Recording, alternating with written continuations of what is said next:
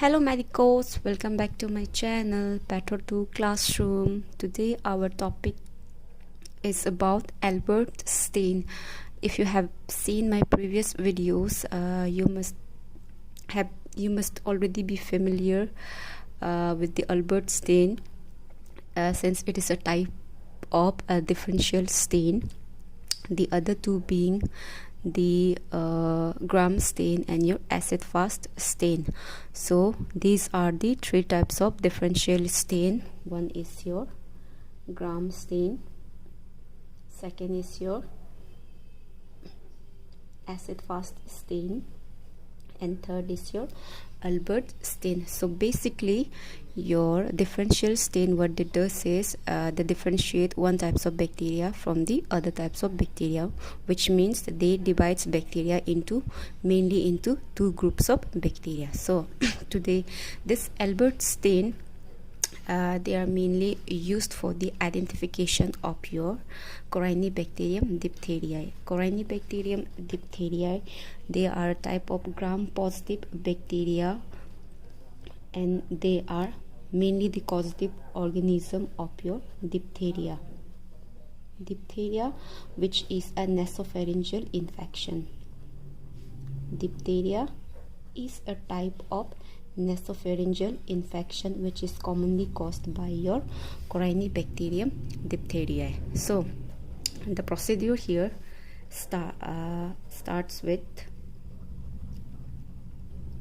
is your Albert stain. It is slightly different from the other two, your gram stain and acid fast staining. So in Albert stain, what we does is here we take modern two types of stain. As you can see that here what we do is we have given two particular names to this mixture of those dyes. So first Albert A solution, and second is your Albert B solution. Your Albert A solution, it's a mixture of your toluidine blue, malicyl green, which are your basic dyes, and glacial acetic acid and your ethyl alcohol. So instead of using only two, that is primary staining and counter staining in cases of your gram staining and acid fast stain, what we does in Albert stain is we take many types of dyes. So Albert A solution is composed of your toluidine blue, malicyl green, glacial acetic acid and your ethyl alcohol. So this all together makes up the Albert A solution. And your second is your Albert B solution. It is comprised of your iodine and potassium iodide in water.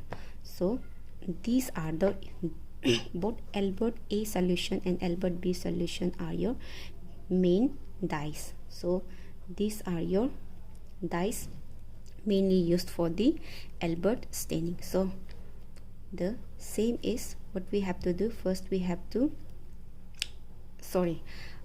before that we have to see the requirements.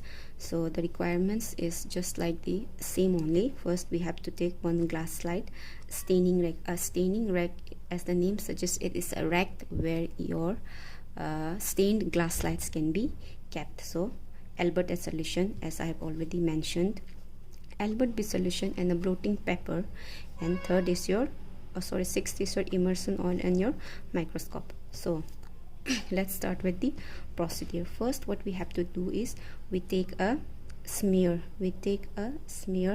on a glass slide. We take a smear on a glass slide. What we have to do, we have to first take a smear on a glass slide and then fix it by heating. We have to fix it by heating, and after taking the glass slide, what we have to do, we have to put it on a staining rack. Staining rack is nothing but the rack where the glass slide can be kept. So what we have to do, we have to smear the glass slide should be kept on a staining rack. Staining rack. And the second step, what we have to do, second step is we have to put the Albert A solution.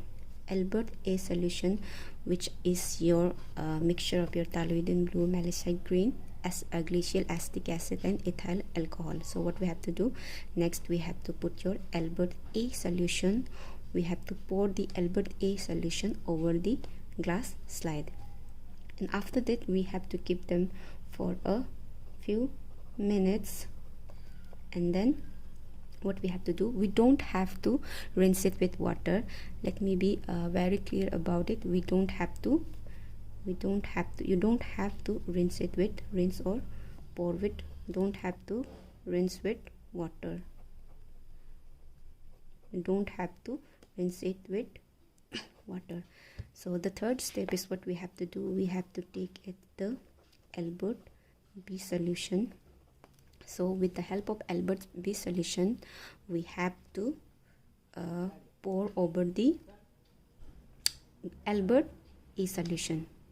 Are you understanding what I'm trying to say? First, what we have to do, we have to put the Albert A solution on the smear glass slide, and after that we don't have to rinse it with water, but what we have to do instead, we have to put the Albert B solution. We have to pour the Albert B solution over it, and after few seconds then we have to rinse it. After the application of Albert B solution, we have to rinse it. We have to rinse it with gently with the tap water. And what we have to do is to take a blotting paper and to absorb the. After the application of Albert B stain, what we have to do, we have to rinse it gently with tap water, followed by usage of a blotting paper to absorb the stain, and then we have to use an immersion oil and then observe it under the microscope to increase its resolutions. So this is what the procedures of your Albert stain is. So your Albert stain, while while observing your Corynebacterium diphtheria, will somehow look like this. So as you can see, this bluish purple are what we call in Corynebacterium is the polar bodies, which is also known as volutin granules or Babes urns. It's Babes urns. It's also known as Babes urns granules. Basically these are also known as your metachromatic granules.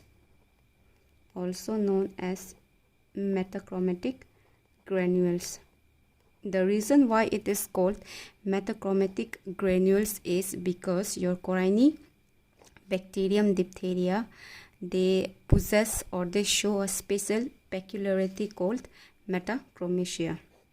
What the property of metachromasia is, while staining on a bacterial cell or tissue, what happens is they provide different colors on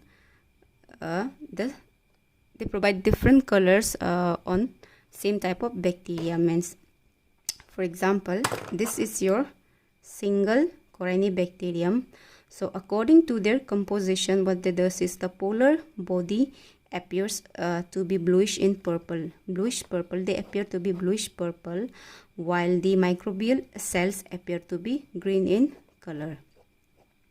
So metachromasia basically means they provide two different colors in a single type of bacterial cells according to the different composition or structure of the bacteria.